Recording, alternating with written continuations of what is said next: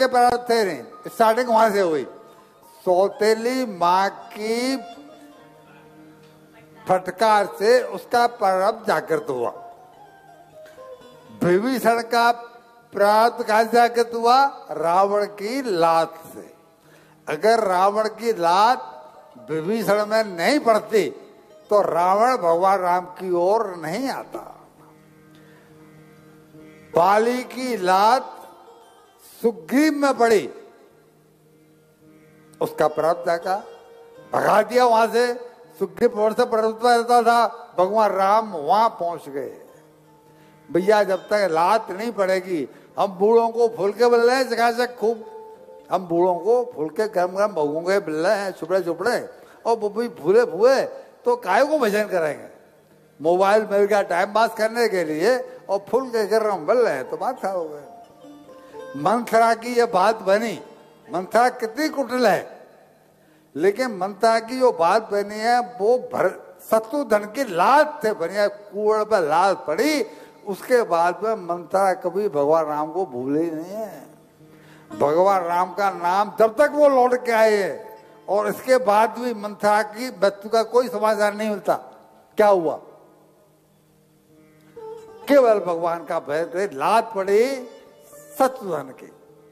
लात जब तक हमें नहीं पड़ेगी, हम बूढ़ों को कल बुरा लगा।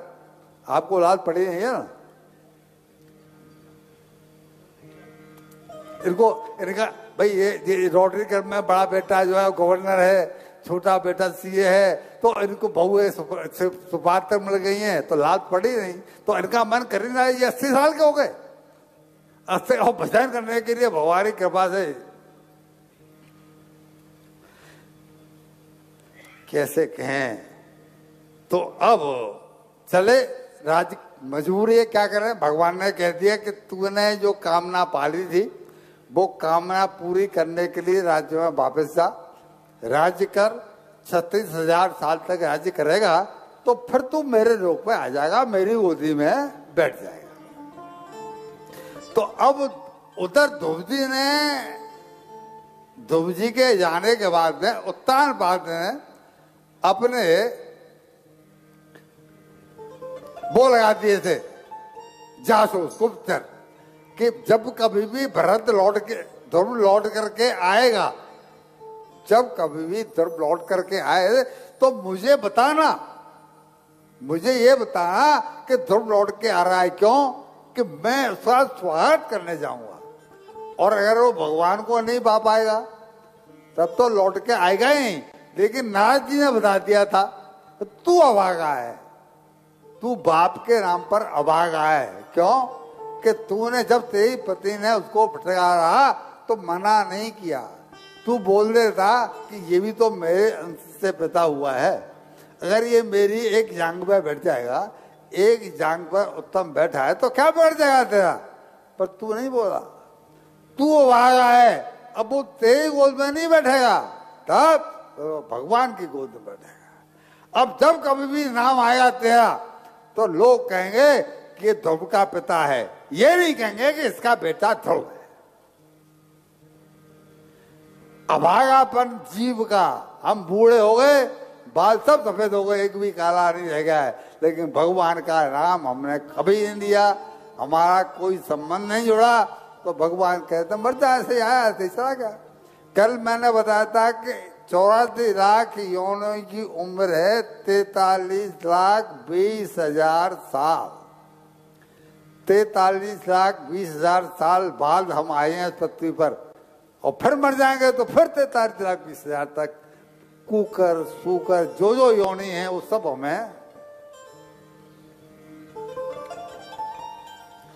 अब जब ब्रह्म संबंध हो गया और ये आए तो गुप्तचरों ने बता दिया कि ध्रुव जी आ रहे हैं। अब तो उसने हाथी घोड़े पालकी सजाई और इनके स्वागत में राजा उत्तानपाद चल करके राज्य से बाहर आए और इनको पालकी में बिठाया। और अब तो वो सुशी भी आई है, सुशी को उसने पहले प्रणाम किया, सुनीति से पहले सुशी को, कि माँ तेरी फटकार नहीं मिली होती तो ये स्थिति मेरी नहीं होती। तू मेरी सगी माँ से भी बड़ी सगी है, तू सौतेली नहीं है, तेरी वजह से मैं भगवान की गोदी में बैठूंगा। वो बहुत हुई है बेटा, मैं बहुत हुई हूँ। मुझे इस बात का बहुत दुख है कि तुझे मेरी वजह से कष्ट हुआ, लेकिन खुशी भी है कि तूने भगवान को पा लिया। भैया ये सृष्टि का नियम है, जा पर कृपा राम की होई, ता पर कृपा कह सब कोई। लेकिन इसका अपोजिट क्या है? इसका अपोजिट क्या है? जा पर कृपा न राम की होई, ता पर कृपा करे नहीं। गिरे हुए में 2 लात लोग और मार देते हैं, गिरे हुए को उठाता कोई तो क्यों करते हैं? उठो ना, भाई उठने का है कि ज्यादा नहीं। डिप्रेशन में वो व्यक्ति जाएगा ही जाएगा जिसके मन में, जिसके जीवन में सत्संग नहीं है, क्योंकि सत्संग मन बहलाने का सबसे बढ़िया साधन है सत्संग। आज हमारे घरों में मोबाइल प्रवेश क्यों कर गया? हमारी बहू बेटियों की बुद्धि क्यों बढ़ी हुई है? क्योंकि उनके जीवन में मोबाइल तो है, और मोबाइल देखना वो शुरू करते हैं कथा से, लेकिन कथा देखते देखते देखते देखते देखते देखते देखते अब आप सब मैच्योर है। मैं आपको क्या बताऊं, मुझसे ज्यादा अकलमंद है, मुझसे ज्यादा पढ़ी लिखी है, पर होता ये है कि आज बुद्धि इसलिए खराब है कि सत्संग नहीं है। और मुंबई की मुसीबत और है कि मुंबई में सत्संग अवेलेबल नहीं है।